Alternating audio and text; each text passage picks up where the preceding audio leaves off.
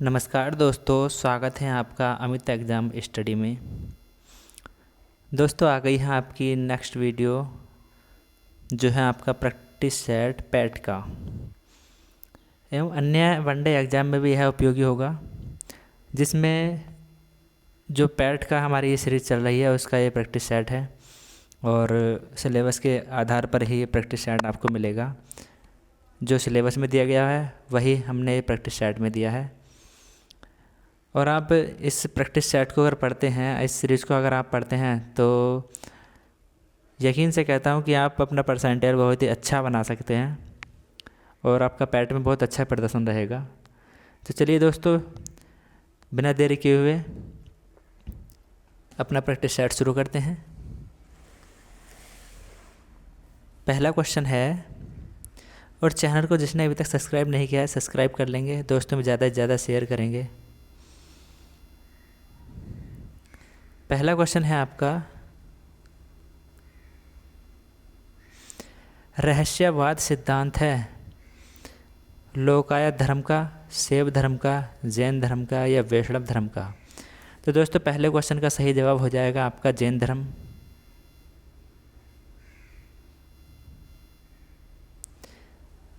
रहस्यवाद सिद्धांत जो है जैन धर्म का है और जैन धर्म के जो प्रथम तीर्थंकर हुए हैं वह ऋषभदेव हुए हैं, ये तो आप जानते ही हैं। और जो 24वें तीर्थंकर हैं और अंतिम वह है हमारे महावीर स्वामी, सॉरी प्रसाद बोल दिया है, महावीर स्वामी हैं। और प्रथम ये जो इनके 23वें जो तीर्थंकर थे वह थे हमारे पार्श्वनाथ, और पार्श्वनाथ जो थे काशी के राजा अश्वसेन के पुत्र थे। नेक्स्ट क्वेश्चन है आपका, मौर्य काल का मानक सिक्का था कृष्णल, तिस्क, माशक, पण। तो जो मौर्य काल के सिक्के थे हमें उनको बताना है कि कौन सा सिक्का था। तो मौर्य काल का सिक्का था पण। मौर्य का मानक जो है सिक्का था वो पण था, और मौर्य वंश का जो संस्थापक था वह चंद्रगुप्त मौर्य था। पण जो होते थे दोस्तों हमारे चांदी के सिक्के होते थे, चांदी के सिक्के होते थे। और कर्षापण तांबे का सिक्का होता था। नेक्स्ट क्वेश्चन है आपका, चित्तौड़ दुर्ग में विजय स्तंभ को किसने बनवाया था। चित्तौड़ दुर्ग में जो विजय स्तंभ है उसको किसने बनवाया था। राणा हमीर देव ने, या राणा सांगा ने, राणा कुंभा ने, या राणा रतन सिंह ने। तो तीसरे क्वेश्चन का सही जवाब है आपका ऑप्शन सी, राणा कुंभा ने। चित्तौड़ दुर्ग में जो है विजय स्तंभ को राणा कुंभा ने बनवाया था। और खानवा का युद्ध हुआ था दोस्तों 1527 ईस्वी में, जो राणा सांगा एवं बाबर के बीच हुआ था। 15 क्षेत्र में हल्दी घाटी का युद्ध महाराणा प्रताप एवं अकबर के बीच हुआ था, जिसमें अकबर की जीत हुई थी। और दोस्तों एक जहांगीर हुए थे, तो जहांगीर ने मेवाड़ को मुगल साम्राज्य में मिला लिया था। तो मेवाड़ की राजधानी क्या हो गई थी उस समय पे, चित्तौड़ हो गई थी।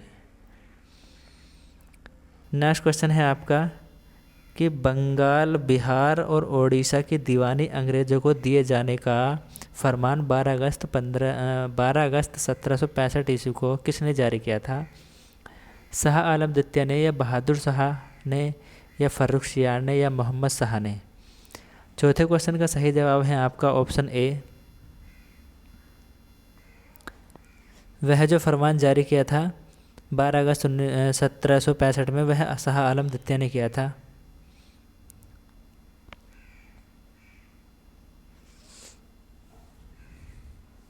दोस्तों 22 अक्टूबर 1764 को जब बक्सर का युद्ध हुआ था तो अंग्रेज़ों को विजय प्राप्त हुई थी उसमें। और बक्सर के युद्ध में सफलता के बाद इलाहाबाद की संधि हुई थी। इलाहाबाद की संधि हुई थी तो वो हुई थी हमारी 1762 में।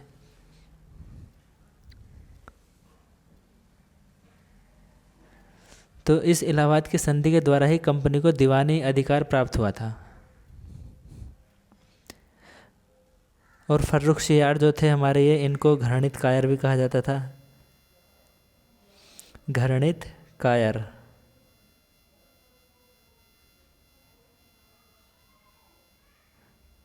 कायर। नेक्स्ट क्वेश्चन है विशाखादत्त के मुद्राक्ष से वर्णित नाम चंद्रश्री के रूप में किस राजा की पहचान की गई है? अशोक महान की या चंद्रगुप्त की या बिंदुसार की या इनमें से कोई नहीं। पांचवें क्वेश्चन का सही जवाब है आपका ऑप्शन बी, चंद्रगुप्त की। चंद्रगुप्त अजीवक संप्रदाय का अनुयायी था। किस संप्रदाय का अनुयायी था? यह अजीवक संप्रदाय का अनुयायी था और बौद्ध धर्म तारानाथ ने बिंदुसार को 16 राज्यों का विजेता बताया था। बौद्ध विद्वान जो थे, बौद्ध विद्वान में हुए थे एक तारानाथ, इन्होंने बिंदुसार को 16 राज्यों का विजेता बताया था। और जैन धर्मों ने में बिंदुसार को सिंहसेन कहा था। सिंहसेन किस में कहा था? जैन धर्म में। पुराणों में अशोक को अशोक वर्धन का नाम दिया गया था। अशोक को अशोक वर्धन का नाम अशोक वर्धन काय में कहा गया है? पुराणों में।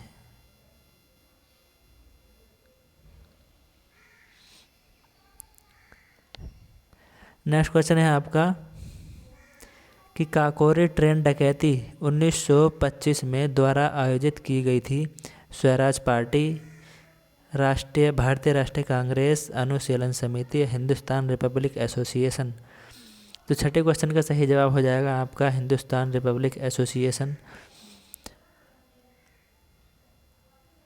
और दोस्तों जो ट्रेन जो डकैती हुई थी उसके मामले में जो है राम प्रसाद बिस्मिल को और राजेंद्र नाथ लाहिड़ी को और रोशन सिंह को और इनके साथ कौन थे? एक अशफाक उल्ला खां को फांसी की सज़ा हुई थी। सातवां क्वेश्चन है लंदन में द्वितीय गोलमेज सम्मेलन के आयोजक का केंद्र था। लंदन में जो द्वितीय गोलमेज सम्मेलन हुआ था, गोलमेज सम्मेलन 3 हुए थे। जो एक था हमारा 1930 और एक था 1931 और एक था हमारा 1932।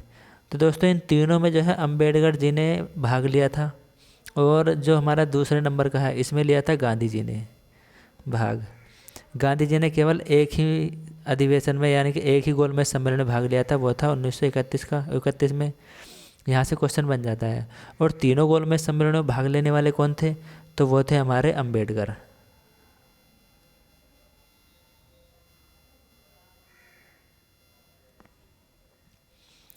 वो दलितों की तरफ से इन्होंने प्रतिनिधि किया था। तो सातवें क्वेश्चन का आंसर बताना है। सातवें क्वेश्चन का आंसर है हमारा सेंट जेम्स पैलेस। प्रथम गोलमेज सम्मेलन जो 1930 में हुआ था, प्रधानमंत्री वहाँ के प्रधानमंत्री कौन थे? पीएम, वो थे मैकडोनाल्ड की अध्यक्षता में जो गोलमेज सम्मेलनों का आयोजन हुआ था। और द्वितीय गोलमेज सम्मेलन में महात्मा गांधी ने भाग लिया था, मैंने आपको बताया अभी। नेक्स्ट क्वेश्चन है आपका 8वां क्वेश्चन। निम्नलिखित में से किसने 1920 ईस्वी के नागपुर के भारतीय राष्ट्रीय कांग्रेस के अधिवेशन में असहयोग आंदोलन के प्रस्ताव को प्रस्तावित किया था? CR दास ने, एनी बेसेंट ने, BC पाल ने या मदन मोहन मालवीय ने? तो 8वें क्वेश्चन का सही जवाब हो जाएगा आपका ऑप्शन ए, CR दास ने। सितंबर 1920 में, दोस्तों सितंबर का माह था और 1920 में कलकत्ता के अधिवेशन में गांधी जी ने असहयोग आंदोलन का प्रस्ताव रखा था। इस प्रस्ताव में विभिन्न मुद्दों पर जो है युवा नेताओं की CR दास है जैसे हमारे और मोतीलाल नेहरू हैं, लाला लाजपत राय हैं, ने विरोध किया था। और जो इस अधिवेशन की अध्यक्षता की थी वह की थी C विजय राघवाचारी ने। इसी प्रस्ताव के साथ जो है स्वराज पार्टी की मांग को भी लक्षित किया गया था, यानी कि इसी जो अधिवेशन में स्वराज पार्टी को एक लक्ष्य बनाया था कि हमें स्वराज अपनाना है। 9वां क्वेश्चन है दिल्ली सल्तनत का वह प्रथम सुल्तान कौन था जिसने अस्थाई सेना रखी थी। तो अस्थाई सेना रखने वाला जो सुल्तान था वह कौन था? वह था हमारा अलाउद्दीन खिलजी। दोस्तों स्थाई सेना रखने वाला जो है हमारे अलाउद्दीन खिलजी थे, और नगद वेतन देने वाले भी हमारे कौन थे? अलाउद्दीन खिलजी। नगद वेतन भी इन्हें दिया था। और घोड़ा दागने में सैनिकों का हुलिया बदलने की प्रथा को कठोरता से अलाउद्दीन खिलजी ने लागू किया था। अलाउद्दीन खिलजी ने बहुत ही इम्पोर्टेंट कार्य किए हैं, जैसे हमारा घोड़ा दागना था, सैनिकों का हुलिया बदलना था, इसको कठोरता से लागू किया था अलाउद्दीन खिलजी ने। और दोस्तों जी हमारे इल्तुतमिश हुए हैं, इल्तुतमिश जो हुए हैं, इल्तुतमिश ने एकता प्रणाली चलाई थी। 40 गुलाम सरदारों का संगठन भी बनाया था इन्होंने। 40 गुलाम सरदारों का संगठन भी इन्होंने बनाया था। और जिसे तुर्कान ए चहलगानी के नाम से जाना जाता है। तो इसमें आपका सही जवाब हो जाएगा ऑप्शन सी, अलाउद्दीन खिलजी। और 10वां क्वेश्चन है, इंडिपेंडेंस नामक समाचार पत्र का प्रकाशन प्रारंभ किया था। तो आपको बताना है इसमें सही जवाब कि पंडित जवाहरलाल नेहरू ने किया था, या मोतीलाल नेहरू ने किया था, या शिव प्रसाद गुप्त ने किया था, या मदन मोहन मालवीय ने किया था। 10वें क्वेश्चन का आपका सही जवाब है मोतीलाल नेहरू। मोतीलाल नेहरू इंडिपेंडेंस नामक समाचार पत्र के प्रकाशक प्रारंभ करा था इन्होंने। और मोतीलाल नेहरू तथा CR दास ने मिलकर इसका जो है एक साथ इसका स्थापना की थी। और नेहरू रिपोर्ट जो आई थी दोस्तों 1928 में आई थी। नेहरू रिपोर्ट 1928। और यह इसमें इसके अध्यक्ष कौन थे? इसमें ये शायद 9 सदस्य थे, 8 सदस्य और थे, और 9वें थे हमारे ये नेहरू जी। तो नेहरू जी तो थे हमारे यानी कि मोतीलाल नेहरू, पंडित जवाहरलाल नेहरू के पिताजी हैं ये नेहरू जी, मोतीलाल नेहरू। और इनकी अध्यक्षता में नेहरू रिपोर्ट आई थी 1928 में। नेक्स्ट क्वेश्चन है आपका 11वां क्वेश्चन। दोस्तों बहुत ही इंपॉर्टेंट क्वेश्चन है ये, और आने रिपीटेड क्वेश्चन है। UPSSI इन क्वेश्चनों से यानी आधुनिक भारत से बहुत क्वेश्चन पूछती है ज़्यादातर, और आपने पिछला एग्जाम भी देखा होगा, बहुत क्वेश्चन पूछे गए हैं, और सारे क्वेश्चन जो हैं आधुनिक भारत से ही थे, ये शायद 1 या 2 क्वेश्चन छोड़कर। 11वां क्वेश्चन है आपका, निम्नलिखित में से किसको भारत का पारिस्थितिक तप्त स्थल कहा जाता है? दोस्तों ये पर्यावरण से संबंधित क्वेश्चन है हमारा, और पर्यावरण की हमारे इस चैनल पर सीरीज चल रही है टॉपिक वाइज, यानी कि एक ही चैप्टर में, एक ही वीडियो में एक ही चैप्टर कंप्लीट कराया जाएगा, चाहे उस चैप्टर से कितने भी क्वेश्चन बने। तो आप इस चैनल पर पर्यावरण की वीडियो देख सकते हैं। 11वां क्वेश्चन है, भारत का पारिस्थितिकी तप्त स्थल कहा जाता है? तो वह किसे कहा जाता है कि पश्चिमी घाट को कहा जाता है, या पूर्वी घाट को कहा जाता है, या पश्चिमी हिमालय को कहा जाता है, या पूर्वी हिमालय को कहा जाता है? तो दोस्तों सही जवाब आपका इसमें हो जाएगा पश्चिमी घाट। पश्चिमी घाट को भारत का पारिस्थितिकी तप्त स्थल कहा जाता है। तप्त स्थल यानी कि हॉट स्पॉट, यानी कि अत्यधिक जैव विविधता पाई जाती है। 12वां क्वेश्चन, 1 डिग्री देशांतर की सर्वाधिक दूरी कहाँ पर होगी? 1 डिग्री देशांतर की सर्वाधिक दूरी जो होगी वह कहाँ पर होगी? तो ये तो आप सब जानते हो कि विषुवत रेखा पर अधिक होगी, क्योंकि ध्रुवों पर तो दूरी कम होती जाती है।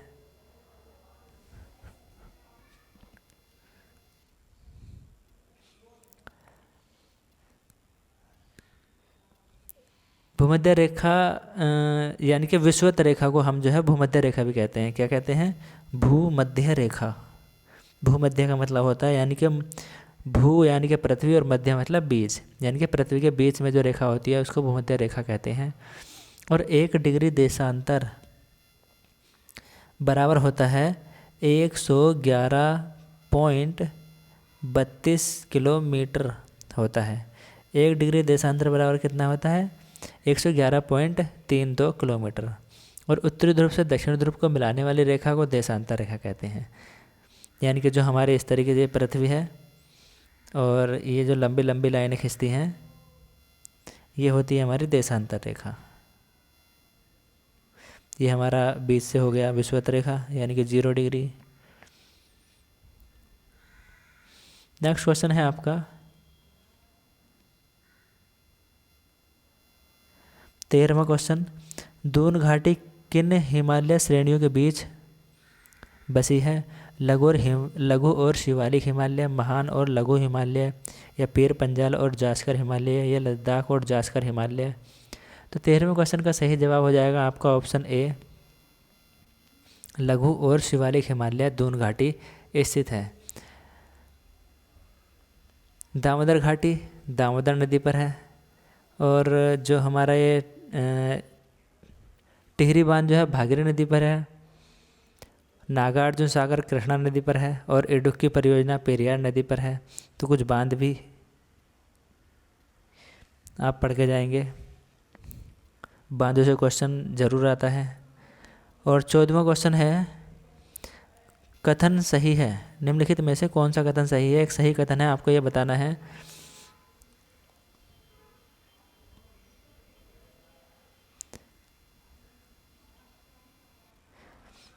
तो आपको सही बताना है कि रावत भाटा गुजरात, ये तो गलत है। रावत भाटा जो परमाणु विद्युत केंद्र है वह हमारा राजस्थान में है। नरोरा परमाणु शक्ति केंद्र ये कर्नाटक, यह भी गलत है, क्योंकि नरोरा जो है ये तो नरोरा उत्तर प्रदेश में है, यूपी में। काकरापारा परमाणु शक्ति केंद्र राजस्थान, ये गलत है, क्योंकि काकरापारा जो है वो गुजरात में है। और डी है आपका इनमें से कोई नहीं। तो दोस्तों आपका इसमें सही जवाब जो है इनमें से कोई नहीं हो जाएगा। इस क्वेश्चन का डी ऑप्शन सही जवाब हो जाएगा। और 15वां क्वेश्चन है आपका,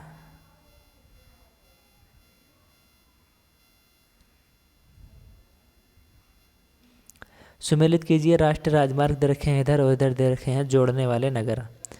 तो NH3 बताना है कि ये कहाँ जाता है। तो दोस्तों NH3 जाता है आगरा से मुंबई। तीसरा, यानी कि पहले का तीसरा, तो हमारा पहला तीसरा ए में है और सी में है। NH4 जाता है चेन्नई से थाणे।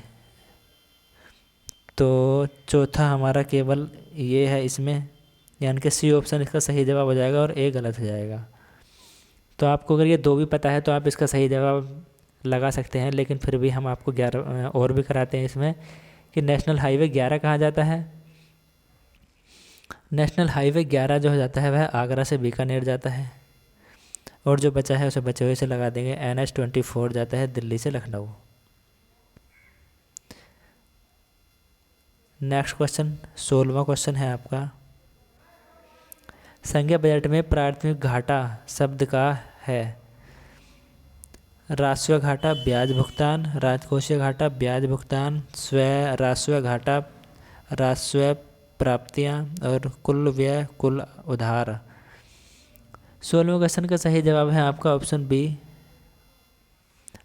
राजकोषीय घाटा ब्याज भुगतान।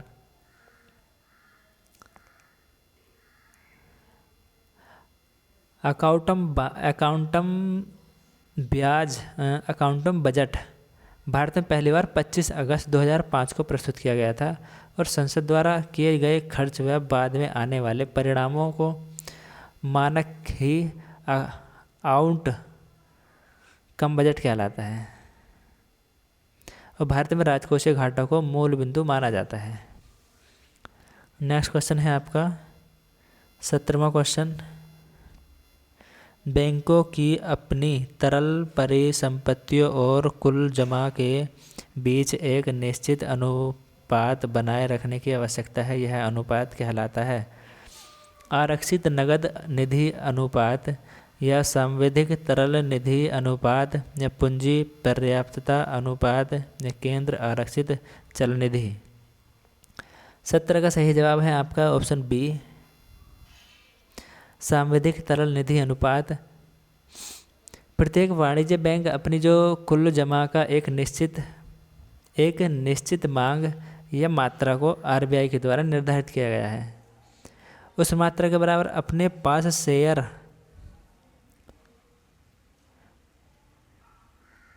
जैसे गोल्ड बॉन्ड के रूप में जमा रखता है, जिसे सर्वाधिक तरल निधि अनुपात कहते हैं।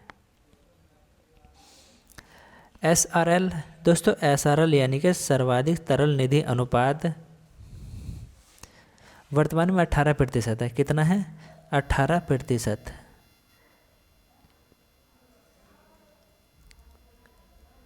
और नेक्स्ट क्वेश्चन है आपका 18वां क्वेश्चन।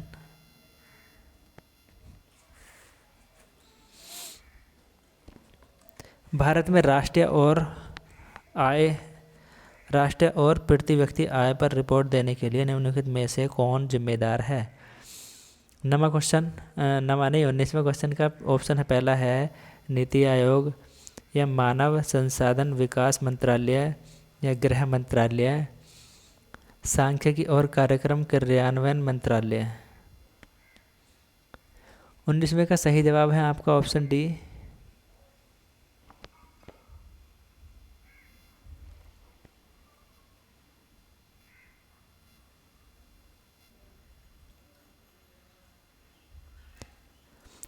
अठारहवां क्वेश्चन आपका रह गया है, निम्नलिखित में से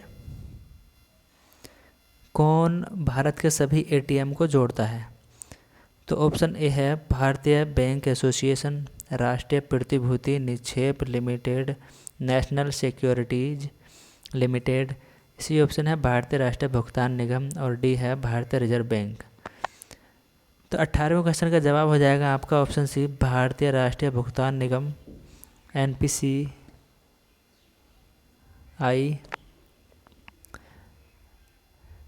दोस्तों, इसकी जो स्थापना हुई थी वह 2008 में हुई थी और यह RBI के अधीन कार्य करता है। इसकी स्थापना कब हुई थी? 2008 में। और किसके अधीन कार्य करता है? RBI के। और RBI की स्थापना कब हुई थी? RBI की हुई थी 1935 में। और RBI का राष्ट्रीयकरण कब हुआ था? वह हुआ था 1949 में। नेक्स्ट क्वेश्चन है आपका 19वां क्वेश्चन। 19वें क्वेश्चन का डी ऑप्शन सही है, आपको मैंने बता ही दिया है।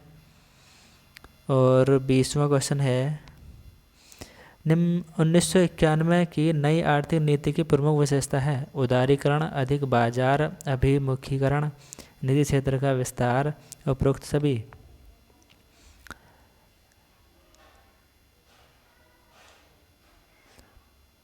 बीसवें का सही जवाब है डी ऑप्शन।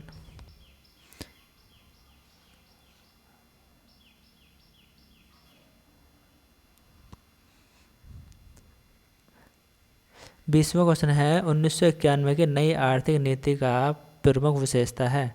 उदारीकरण, अधिक बाजार अभिमुखीकरण और निजी क्षेत्र का विस्तार या उपरोक्त सभी। तो 20वें का सही जवाब है आपका ऑप्शन डी, उपरोक्त सभी। और 21वां क्वेश्चन है, कैबिनेट का तात्पर्य है? शासन के सभी मंत्रीगण, कैबिनेट स्तर के मंत्री, अपने सचिवों के साथ कैबिनेट स्तर के मंत्री, राज्य मंत्रीगण। 21वें क्वेश्चन का सही जवाब हो जाएगा आपका ऑप्शन बी, कैबिनेट स्तर के मंत्री। दोस्तों, ये कैबिनेट का तात्पर्य जो होता है कैबिनेट स्तर के मंत्री से होता है। और मंत्री परिषद के अंतर्गत सभी प्रकार के मंत्री आते हैं, जो 4 प्रकार के होते हैं, जैसे कैबिनेट मंत्री, राज्य मंत्री स्वतंत्र प्रभार होते हैं कुछ, और उप मंत्री। 22वां क्वेश्चन है, भारतीय संविधान का सबसे बड़ा एकाकी स्रोत है? तो ब्रिटिश संविधान या अमेरिका का बिल ऑफ राइट्स या government of India act 1919, government of India act 1935। तो 22वें क्वेश्चन का सही जवाब है आपका option D, government of India act 1935। दोस्तों 1935 से बहुत सारे अनुच्छेद हमारे संविधान में लिए गए हैं। इससे कुल 321 अनुच्छेद तथा अनुच्छेद थे। 1935 में जो थे 321 अनुच्छेद थे और 321 में से लगभग 70% भाग, कितना, 321 में से 70% भाग जो है हमने अपने संविधान में रखा है। संसदीय प्रणाली इंग्लैंड से ली गई थी और उपराष्ट्रपति का पद जो लिया गया था वह अमेरिका से लिया गया था और मौलिक अधिकार को भी अमेरिका से ही लिया गया था। 23वां क्वेश्चन हो जाएगा आपका,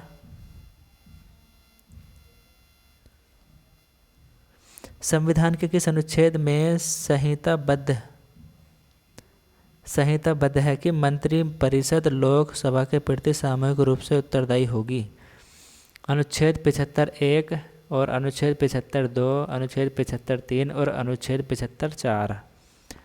तो 23वें क्वेश्चन का सही जवाब है आपका ऑप्शन सी, अनुच्छेद 75(4).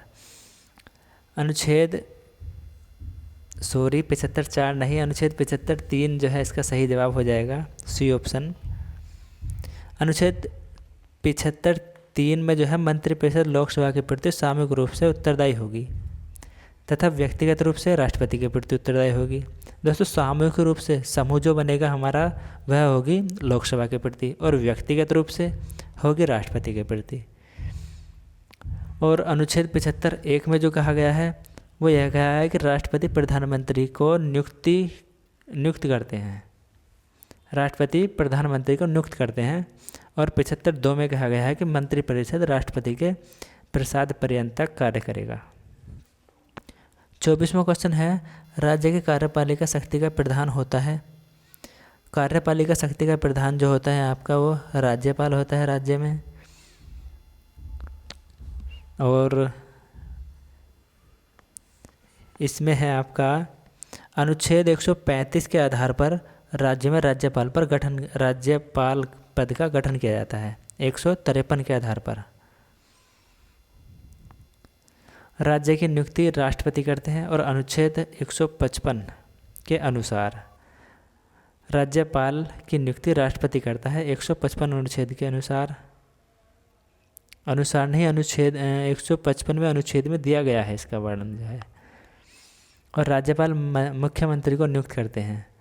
जो मुख्यमंत्री को नियुक्त करता है कौन? राज्यपाल। और प्रधानमंत्री को नियुक्त करता है राष्ट्रपति। वह उनको शपथ भी राज्य में जो राज्यपाल की शपथ जो दिलाएगा,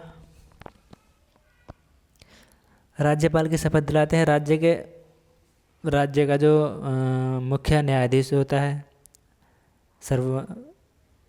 उच्च न्यायालय का न्यायाधीश। और प्रधानमंत्री को जो शपथ दिलाएगा वह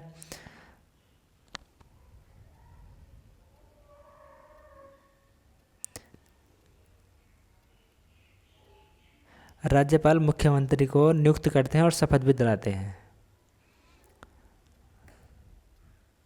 और यह जो वर्णन है वह 164 में कहा गया है।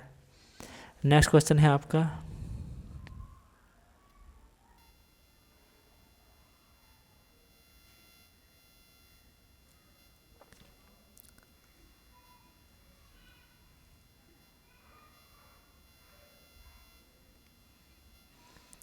पच्चीसवां क्वेश्चन है, जिला परिषद का सचिव होता है जिला विकास अधिकारी, जिला अधिकारी, प्रखंड विकास पदाधिकारी या अनुमंडलीय पदाधिकारी?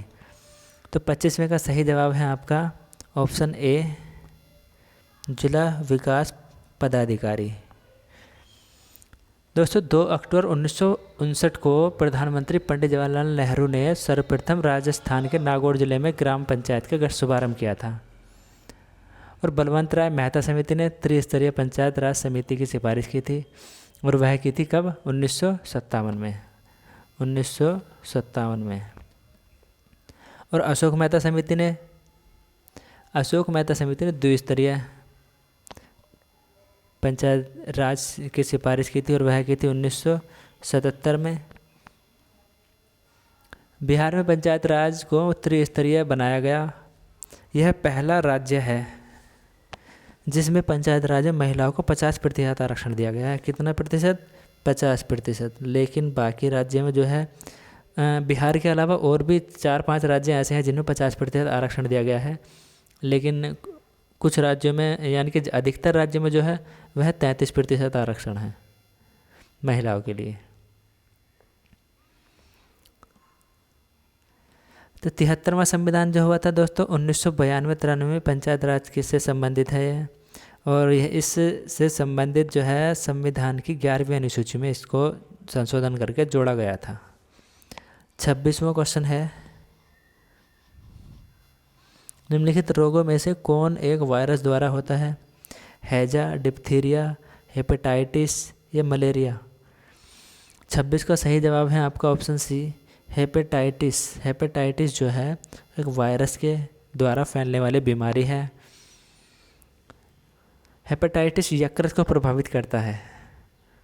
और हैजा जो है होता है हैजा, हेपेटाइटिस यकृत को प्रभावित करता है, और हैजा बैक्टीरिया से होने वाला रोग है, बैक्टीरिया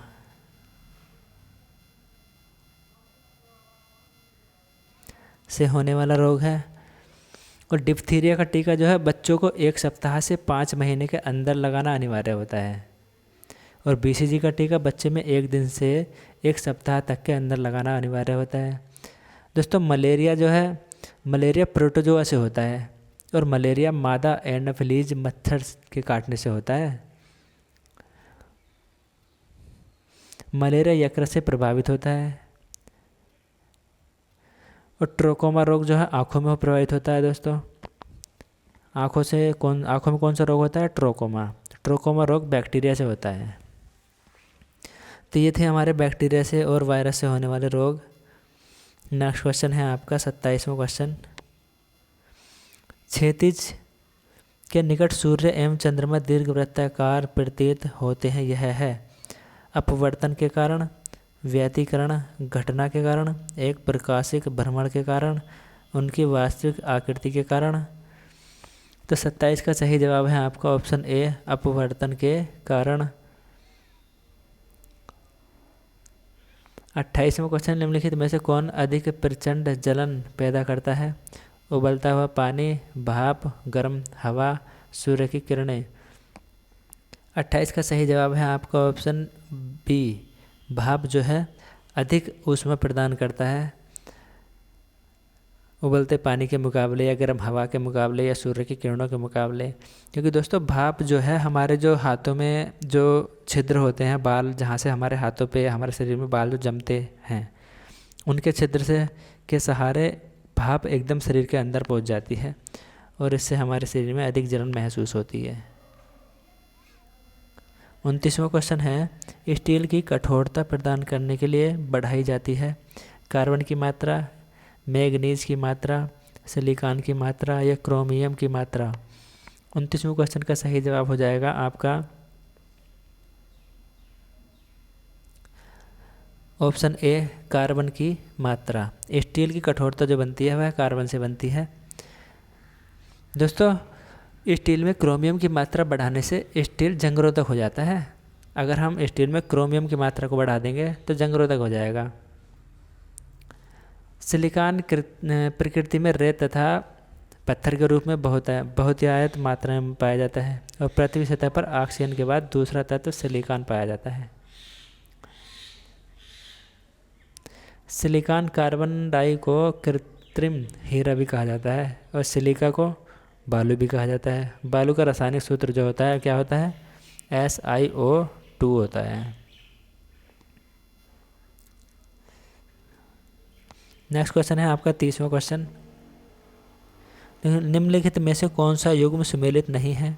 आइसोबार, वायुदाब, आइसोहाइप ऊंचाई, आइसोलाइन बर्फ वर्षा, और आइसोबाथ गहराई। तो इसमें बताना है कि सुमेलित नहीं है। सुमेलित कौन सा नहीं है? तो दोस्तों हमारा इसमें सी ऑप्शन सुमेलित नहीं है, बाकी ये सभी सुमेलित हैं। आइसोबार वायु व दाब ये सही है, और आइसोहाइप ऊंचाई ये सही है, और आइसोबाथ गहराई से संबंधित है, ये भी सही है।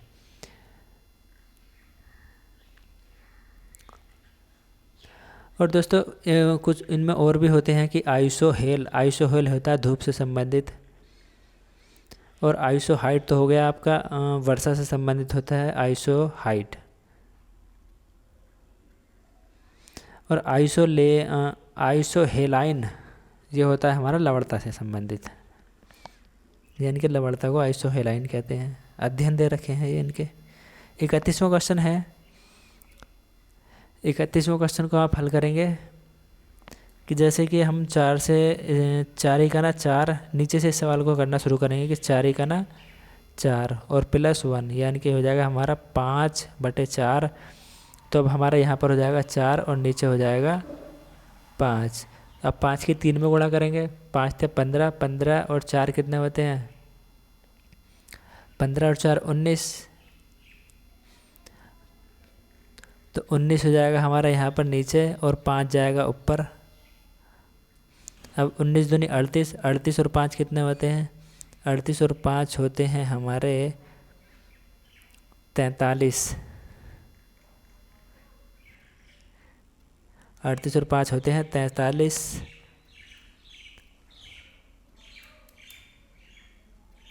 तो यहाँ पर हो जाएगा हमारा 43 और 19 जाएगा ऊपर, तो ये हो जाएगा हमारा 19/43। कौन सा डी है, इसमें डी ऑप्शन आपका सही जवाब हो जाएगा। और नेक्स्ट क्वेश्चन है दोस्तों, ये करने आपको हैं लेकिन मैं पैटर्न आपको दिखा रहा हूँ, इसका सिलेबस आपको दिखा रहा हूँ कि किसी नगर की जनसंख्या में वर्ष 1996 में 10% की वृद्धि हुई, लेकिन वर्ष 1997 में प्राकृतिक आपदाओं के कारण उसमें 5% की कमी हो गई। वर्ष 1997 में अंत में जनसंख्या 1996 के शुरू की जनसंख्या का कितना प्रतिशत है। तो दोस्तों आप इसको हल करेंगे अपनी रफ पर, तो 32वें का सही जवाब हो जाएगा आपका ऑप्शन डी। और 33वां क्वेश्चन है, 8 सोने के सिक्कों का औसत भार 20 किलोग्राम प्रति सिक्का है, चांदी के 12 सिक्कों का औसत भार 35 ग्राम प्रति सिक्का, और 20 सिक्कों के लिए प्रति सिक्का औसत भार कितना होगा। तो 33वें का सही जवाब हो जाएगा आपका ऑप्शन बी, 29 ग्राम। और नेक्स्ट क्वेश्चन है 34वां क्वेश्चन, यदि ए बी से 20% कम है तो बी ए से कितने प्रतिशत कम है। ए बी से, इधर हमारा ए इधर है बी, ए बी से 20% कम है, तो ये हो जाएगा हमारा 80 और इसको पूरा 100 मान लेंगे, तो 20 चौक 80 और 20 पंजे 100। अब यह कितना कम है, बी ए से कितने प्रतिशत अधिक है, तो 1 अधिक है, ये 4 है और ये हमारा 5 है, और अधिक है तो बी ए से कितने प्रतिशत अधिक है ये बताना है। अधिक है किससे अधिक है, 4 से अधिक है और गुणा 100, काट देंगे दोस्तों 25% आ जाएगा, तो इसमें आपका सही जवाब है 25%।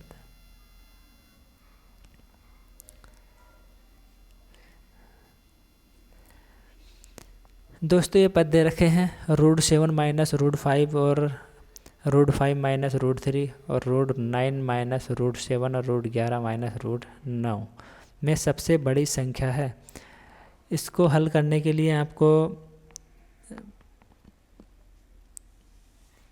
दोस्तों इसका सही जवाब हो जाएगा आपका 35वें क्वेश्चन का सही जवाब है आपका ऑप्शन बी, √5 - √3।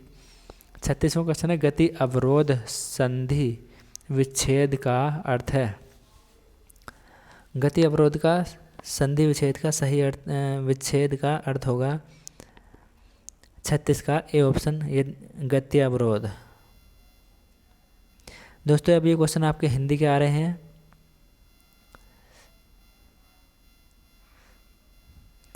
पैटर्न के अनुसार ही ये प्रैक्टिस सेट बना हुआ है,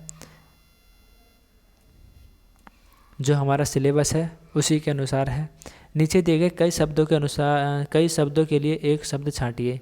युद्ध करने को इच्छुक, तो 37 का सही जवाब बताना है आपको कि युद्ध करने का जो इच्छुक होता है उसको क्या कहते हैं। युयुत्सु कहते हैं उसको। और कौवा चला हंस की चाल लोकोक्ति का अर्थ है कि बड़ों से प्रभावित होना, असंभव प्रयास करना, हृदय परिवर्तन होना और अंधानुकरण करना। अर्थ इसका सही जवाब है आपका ऑप्शन डी, अंधानुकरण करना। और निम्नलिखित में से कौन वर्तनी सही नहीं है? कर्तव्य, कर्तव्य और उद्योग या सिद्धांत। तो सही वर्तनी आपको बताना है कि सही वर्तनी नहीं है, यानी कि जिसकी गलत वर्तनी है। तो गलत वर्तनी किसकी है? 39 का ए ऑप्शन आपका सही जवाब है। कर्तव्य इस तरीके से नहीं लिखा जाता है। कर्तव्य ये बी ऑप्शन सही है और उद्योग सही है, हमारा सिद्धांत सही है। 40वां क्वेश्चन है,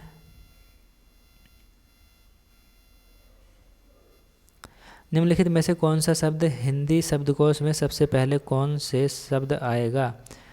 ऋग्वेद, ऋक्षय और ऋजु और ऋण। तो शब्दकोश के अनुसार आपका पहला ऑप्शन सही जवाब हो जाएगा ऋग्वेद। दोस्तों आपके हिंदी के हो गए हैं 5 क्वेश्चन और अब है आपके 5 क्वेश्चन इंग्लिश के, जिसमें 41 और 42 क्वेश्चन होंगे पैराग्राफ से संबंधित। बाकी क्वेश्चनों का अलग होगा। तो आप इस पहरे को पढ़ेंगे और देखेंगे। मैंने आगे रोक दिया है और वीडियो को रोक कर आप इसको पढ़ सकते हैं। तो 41वें क्वेश्चन का मैं सही जवाब बता देता हूँ।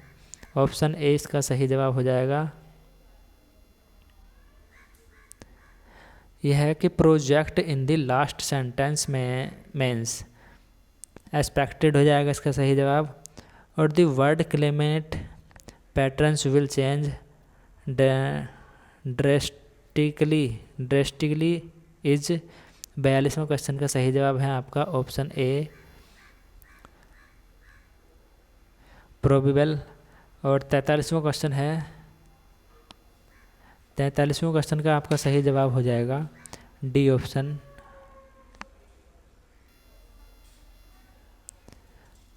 और नेक्स्ट क्वेश्चन है 44 और 45 क्वेश्चन।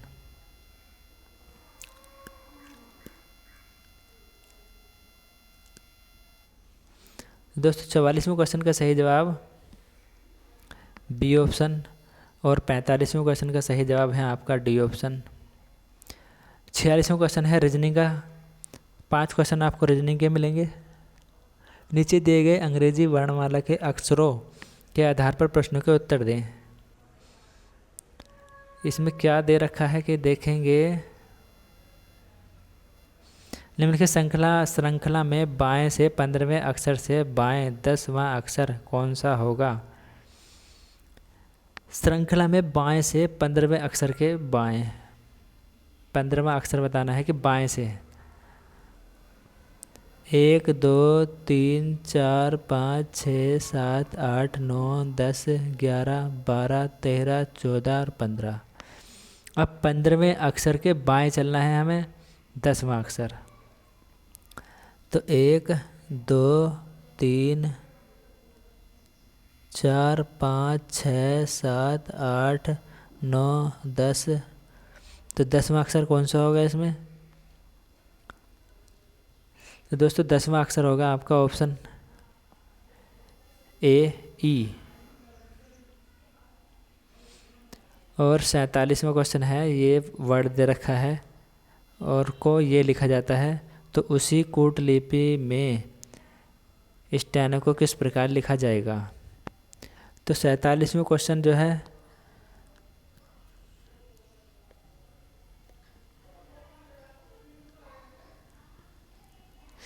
दोस्तों ये जो है एक दूसरे के उल्टे लिखे हुए हैं। जैसे टी का उल्टा जी है, वाई का उल्टा बी है और ई पी का उल्टा के है, ई का उल्टा वी है। तो आपको इसी तरीके से यानी कि उल्टे लिखने हैं। तो हमारा एस का उल्टा क्या होगा और टी का उल्टा, ई का उल्टा, एन का उल्टा और ओ का उल्टा आपको बताना है। तो इस तरीके से आपको जो 47वें क्वेश्चन का जवाब हो जाएगा बी ऑप्शन सही जवाब हो जाएगा। नेक्स्ट क्वेश्चन 48वां क्वेश्चन है आपका, प्रश्न के 3 कथन हैं जिसके 4 निष्कर्ष 1, 2, 3 और 4 दिए गए हैं। दिए गए कथन सर्वज्ञात तथ्यों में से मेल न रखते हुए आपको उन्हें सत्य समझना है। सभी निष्कर्षों को पढ़िए और निर्णय कीजिए कि दिए गए निष्कर्ष में से कौन सा निष्कर्ष दिए गए कथनों से तर्कसंगत रूप से निकलता है।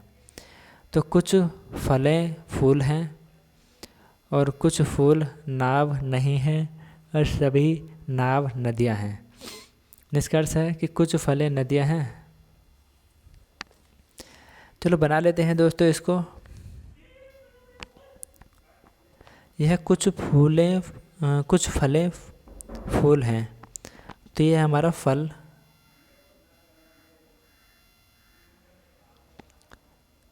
कुछ फलें फूल हैं, तो इधर बना देंगे फूल।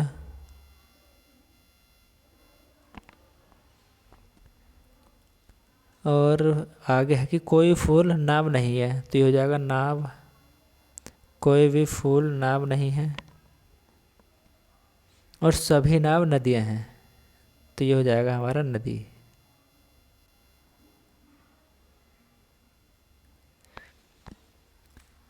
तो बताना है कि कुछ फलें नदियां हैं, कुछ फलें नदियां हैं। फल तो अलग है हमारा, ये गलत हो जाएगा। कुछ नदियां नावें हैं, कुछ नदियां नावें हैं, ये तो बात सही है। और फिर है हमारा कुछ नदियां फूल हैं, तो ये भी गलत हो जाएगा हमारा। और चौथा है कुछ फूल फल हैं, ये सही है। तो दोस्तों कौन सा निष्कर्ष निकलता है इनमें? दूसरा और चौथा। दूसरा और चौथा निष्कर्ष आपका इसमें निकलता है बी ऑप्शन। 49वां है निम्नलिखित विकल्पों में से कौन सा लीप वर्ष नहीं है। लीप वर्ष बताना है। तो दोस्तों लीप वर्ष जो होता है वह हमारा 400 से विभाजित हो जाना चाहिए। 400 से या 4 से विभाजित लीप वर्ष होगा। तो 4 से हमारा कौन कौन सा नहीं कटेगा?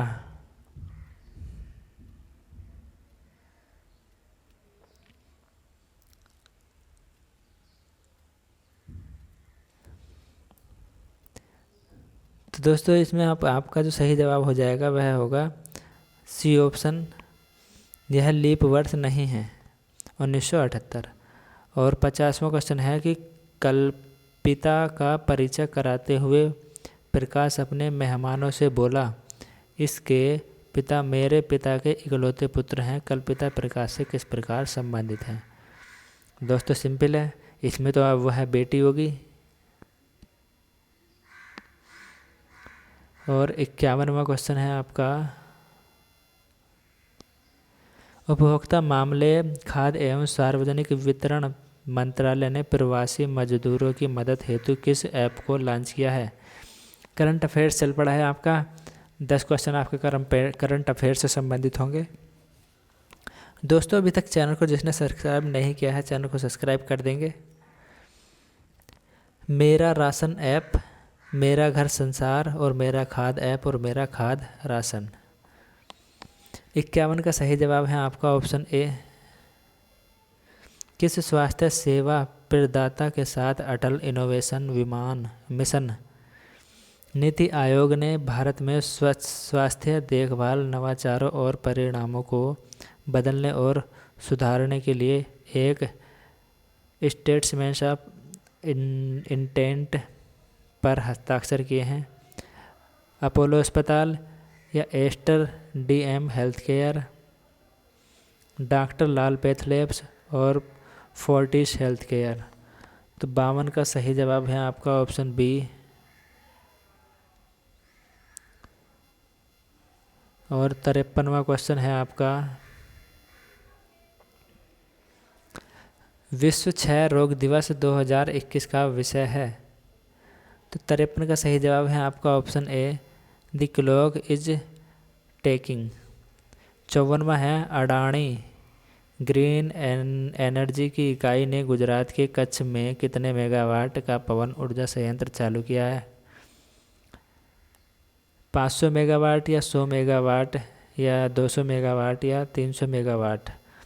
तो 54वें का सही जवाब है आपका ऑप्शन बी, 100 मेगावाट। 55वां क्वेश्चन है, खबरों में रहा इनकोसिस का पूर्ण रूप है? तो 55 का सही जवाब है आपका C option, Indian national centre for ocean information service. 56वां क्वेश्चन है, मियो का बड़ा रेलवे स्टेशन का नाम बदलकर क्या कर दिया गया है? तो महेश नगर किया है या मनराजपुर करा है या महेश्वरी करा है या महेशपुर करा है? 56 का सही जवाब है आपका ऑप्शन ए, महेश नगर करा है। नाम बदलकर महेश नगर कर दिया गया है।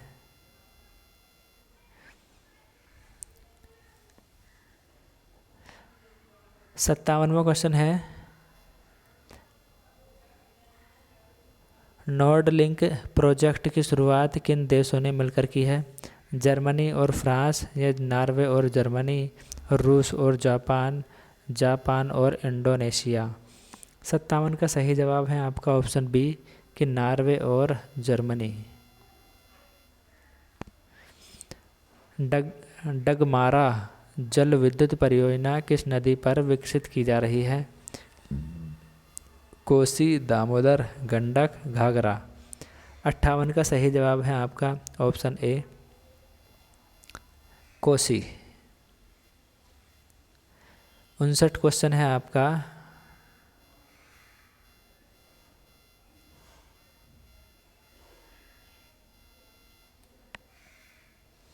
फ्रेंच ओपन 2021 पुरुष एकल विजेता कौन बने? Rafael Nadal, Roger fader, Novak जोकोविच और स्टेफानोस सितसिपास? 59 का सही जवाब है आपका ऑप्शन सी, नोवाक जोकोविच। और कहाँ के हैं ये सर्बिया देश के रहने वाले हैं। और नेहरू तिब्बत और चीन पुस्तक के लेखक कौन हैं?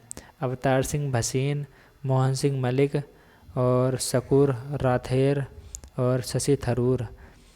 60 का सही जवाब है आपका ऑप्शन ए, अवतार सिंह भसीन। 61वां क्वेश्चन है, फ्रैंक किस देश की राजधानी है?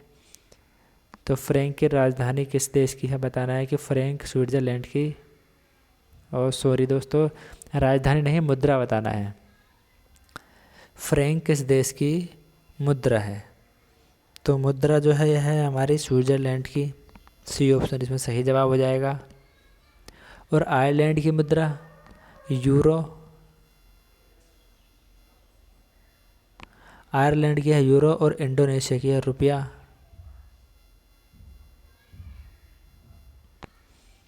और जापान की है येन।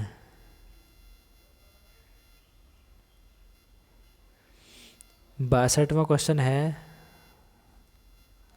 निम्नलिखित में से कौन भारतीय पुलित्जर सम्मान से सम्मानित नहीं है? गोविंद बिहारी लाल या झुम्पा लाहिड़ी, गीता आनंद या मुल्कराज आनंद? 62वें क्वेश्चन का सही जवाब है आपका डी ऑप्शन, मुल्कराज आनंद को अभी तक भारतीय पुलित्जर सम्मान से नहीं नवाजा गया है। 63वां क्वेश्चन है, keeping the faith memoirs of a parliamentarian पुस्तक के लेखक हैं? 63 का सही जवाब है आपका ऑप्शन बी, सोमनाथ चटर्जी। 60वां क्वेश्चन है, निम्नलिखित युग्मों में कौन सा सुमेलित नहीं है?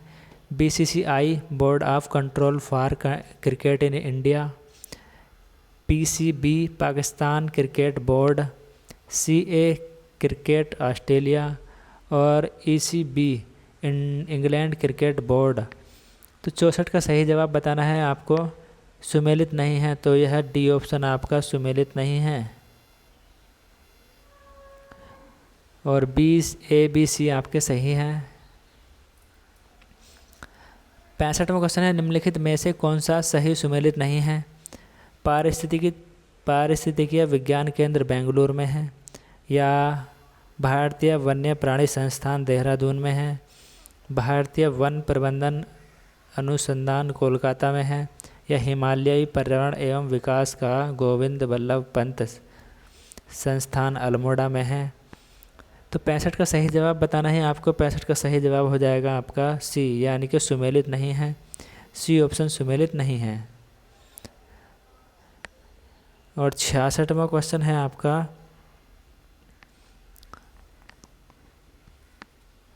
दोस्तों 65 का जो सी है यह कहाँ पर है? ये भोपाल में है। कहाँ? भोपाल।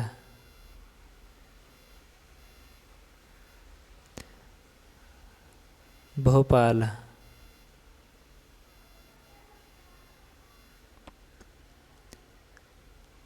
66वां क्वेश्चन है,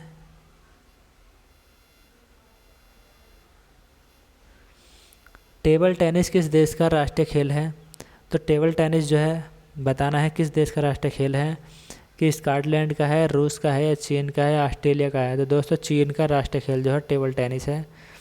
कुष्ठ रोधी दिवस कब मनाया जाता है? 25 दिसंबर, 17 जनवरी, या 25 जनवरी, या 30 जनवरी।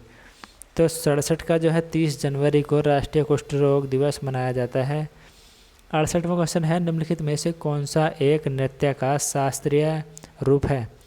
वांगला, कालबेलिया, ओडिसी, पंडवाणी। तो 68 का सही जवाब है आपका ऑप्शन सी।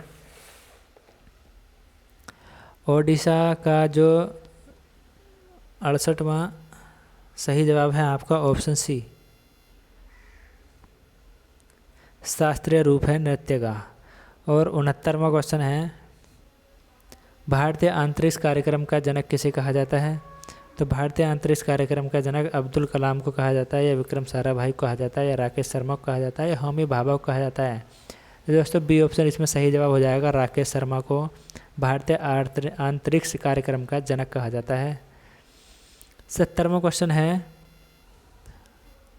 देश भर में फांसी का फंदा सिर्फ बनाया जाता है? तिलहाट जेल में, मांडला जेल में, बक्सर जेल में, यरवदा जेल में। 70वां क्वेश्चन है सी ऑप्शन, बक्सर जेल में।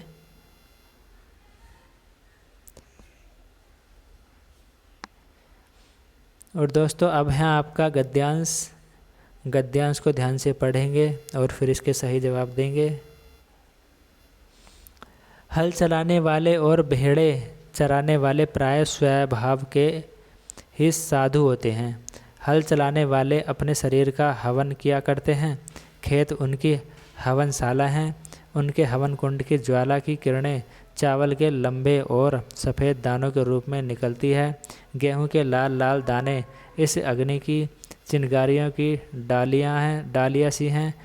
किसान मुझे अन्न में, फूल में, फल में, आहुति देता हुआ सा दिखाई पड़ता है। कहते हैं खेती उनके ईश्वरीय प्रेम का प्रतीक है, केंद्र है। उसका सारा जीवन पत्ते पत्ते में, फूल फूल में, फल फल में बिखर रहा है। वृक्षों की तरह उसका भी जीवन एक प्रकार का मौन जीवन है। विधा यह नहीं पढ़ा, जब और तप नहीं करता, संध्या वंदनादि इसे नहीं आते।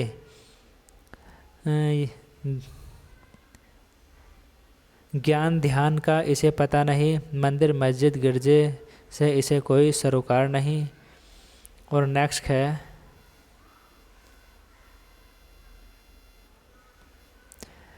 केवल साग पात खाकर ही यह अपनी भूख निवारण कर लेता है। ठंडे चश्मे और बहती हुई नदियों के शीतल जल से यह पानी प्यास बुझा लेता है। प्राय उठकर यह अपने हल बैलों को नमस्कार करता है और हल जोतने चल देता है।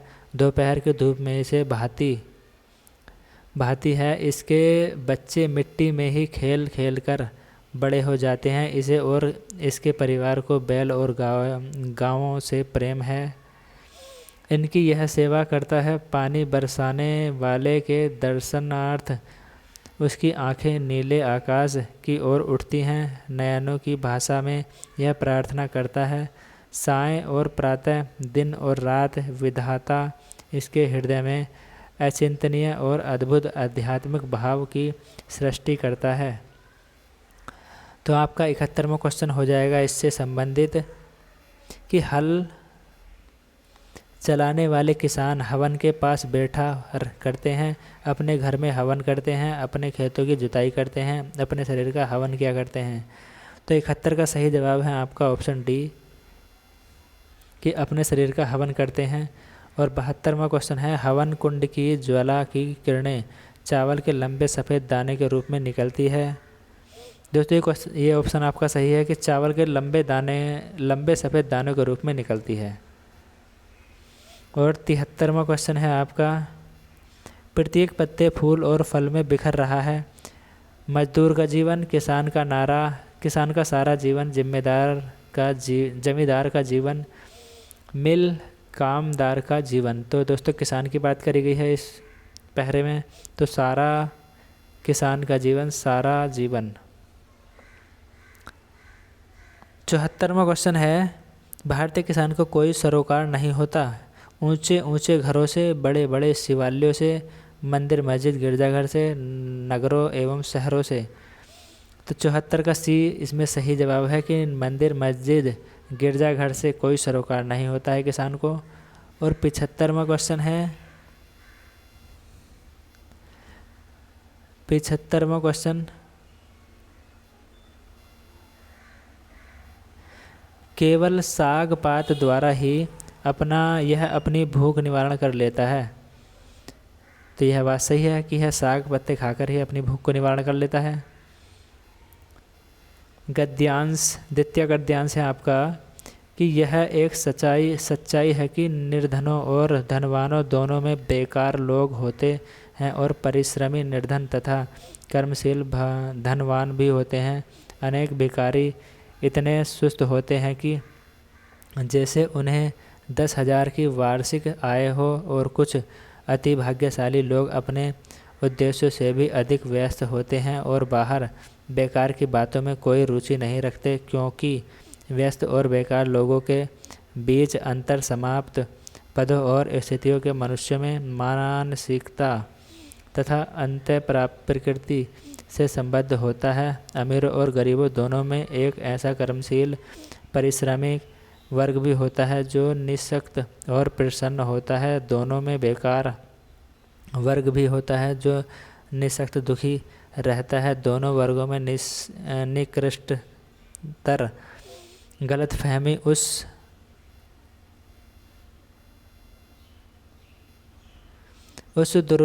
दुर्भाग्यपूर्ण तथ्य से उत्पन्न होती है जब एक वर्ग के बुद्धिमान लोग आदतवश दूसरे वर्ग के मुखों के बारे में सोचने लगते हैं। यह व्यस्त धनवान लोग अपने वर्ग के बेकार धनवान लोगों की निगरानी करें और उन्हें फटकारें तो उनमें सब ठीक चलता रहेगा। और यदि व्यस्त निर्धन बेकार निर्धनों पर ध्यान दें और उन्हें बुरा भला कहें तो भी उनमें सब ठीक ही चलता है, किंतु प्राय सब एक दूसरे के दोषों को जांचते हैं। एक परिश्रमी संपन्न व्यक्ति बेकार भिखारी के प्रति आक्रोश करता है तथा एक सुव्यवस्थित कार्यशील किंतु निर्धन व्यक्ति धनवानों के भोग विलास के प्रति अनुदार होता है। निर्धनों में कोई आचारहीन व्यक्ति ही धनवानों को अपना सहज स्वरूप मानता है, और धनवानों में भी कोई लंपट व्यक्ति ही निर्धनों के दोषों और गलतियों के लिए अपशब्द प्रयोग करता है। तो आपका इससे संबंधित क्वेश्चन हो जाएगा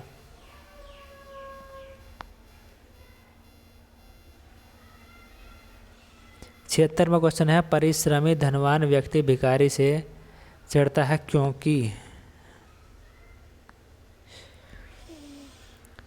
क्योंकि वह भिक्षावृत्ति के अलावा कोई अन्य काम करने का प्रयास नहीं करता। दोस्तों सही क्वेश्चन है, आपका सही जवाब है ये। 77वां क्वेश्चन है मेहनती निर्धन मनुष्य को किस बात से चोट पहुंचती है। तो धनवानों द्वारा किया जाने वाला निर्धनों का शोषण देखकर, धनवानों के भोग विलास को देखकर, यह सही है आपका बी ऑप्शन। और इसके बाद है 78वां क्वेश्चन, धनवानों और निर्धनों दोनों वर्ग में कौन से दो वर्ग होते हैं? शोषक और शोषित वर्ग, और सवर्ण और दलित वर्ग, पूंजीपति और श्रमिक वर्ग, और कर्मठ परिश्रमी और बेकार वर्ग। 78 का डी ऑप्शन सही जवाब है आपका।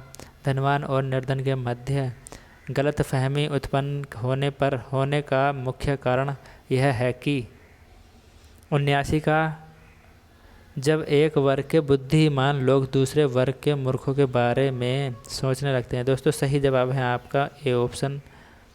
और 80वां क्वेश्चन है आपका ये, व्यस्त शब्द का उपयुक्त विलोम कौन सा है? व्यस्त का जो विलोम होगा वह होगा आपका अव्यस्त। दोस्तों नेक्स्ट क्वेश्चन है आपका ये पाई चार्ट। आप इसको पढ़ेंगे, देखेंगे और क्वेश्चनों को अपनी रफ पर हल करेंगे। मैं आपको एक क्वेश्चन केवल दिखा रहा हूँ। तो 81 का सही जवाब हो जाएगा आपका बी ऑप्शन, और 82 का सही जवाब हो जाएगा आपका ए, और 83 का सही जवाब है आपका डी 5:4। नेक्स्ट है 84 का सही जवाब है आपका ए ऑप्शन, और 85 का सही जवाब है आपका बी ऑप्शन। दोस्तों वीडियो काफ़ी लंबा हो गया है और मैं आपको केवल ये क्वेश्चन दिखा रहा हूँ। आप इन्हें खुद से करेंगे और कमेंट्स करके बताएंगे कि कितने क्वेश्चन आपके सही हुए हैं। और अगला क्वेश्चन है आपका दंड आरेख से। ये पूरा आ गया है इस समय डिस्प्ले पर, आप इसको पढ़ेंगे और क्वेश्चनों के जवाब देंगे। मैं इसको आगे बढ़ा रहा हूँ।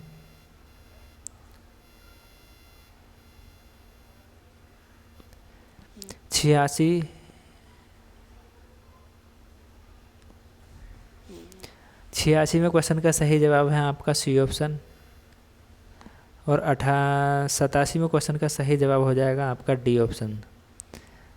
88वें क्वेश्चन का सही जवाब है आपका ए ऑप्शन 1:1, और 89 का है ए ऑप्शन 130। 90 का सही जवाब है आपका बी ऑप्शन 1.25। नेक्स्ट है, पूरी डिस्प्ले पर लेता हूँ मैं इसको। वीडियो रोककर आप इसको देखेंगे, पढ़ेंगे, समझेंगे और फिर क्वेश्चनों के जवाब देंगे। और मैं आगे आपको एक क्वेश्चन पर निशान लगा देता हूँ।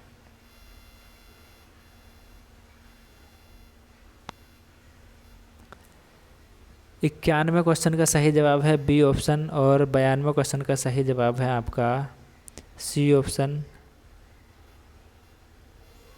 93 क्वेश्चन का सही जवाब है आपका डी ऑप्शन, और 94 का सही जवाब है आपका सी ऑप्शन, और 95 का सही जवाब हो जाएगा आपका ए ऑप्शन 474। और लास्ट 5 क्वेश्चन हैं आपके इन आंकड़ों पर ध्यान से देखेंगे और पढ़ेंगे। तो मैं आपको इनके निशान लगा देता हूँ अब।